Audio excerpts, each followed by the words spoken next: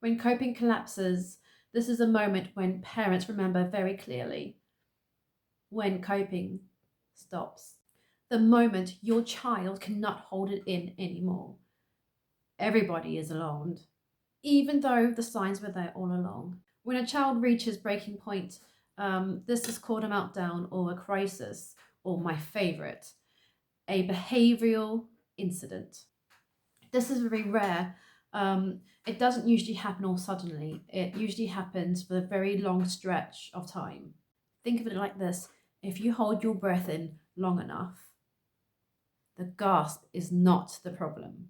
There's often signs of a collapse: rising anxiety, exhaustion, really lethargic, not really wanting to get out of bed. Then there's the physical symptoms that they don't feel well, their tummy hurts, they feel sick. And then the whole resistance of school starts. And then there's the clinging, the emotional detachment, the anxiety detachment or detachment issue, wherein the child hangs on to you in fear of letting you go. And then there is complete emotional shutdown.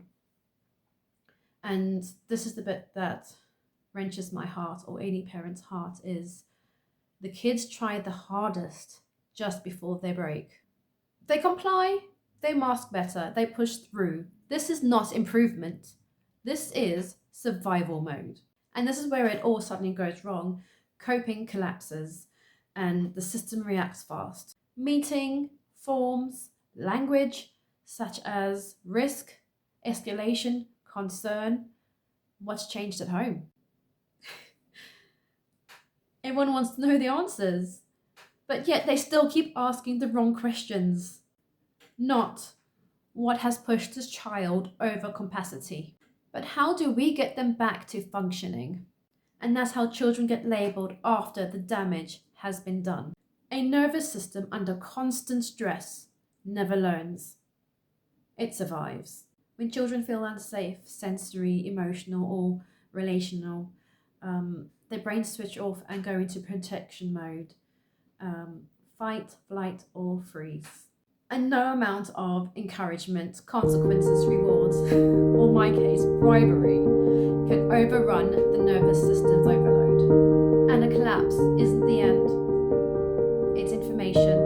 It is the body's just saying, it's too loud, it's too rigid, it's just too fast. When we respond with safety and not control, this is where healing begins. In the next episode, we'll be talking about what happens after the collapse, when support should be put in but doesn't, and how SEND can slowly disappear when families need it the most. If you are in this moment, you are not failing. You are noticing. And noticing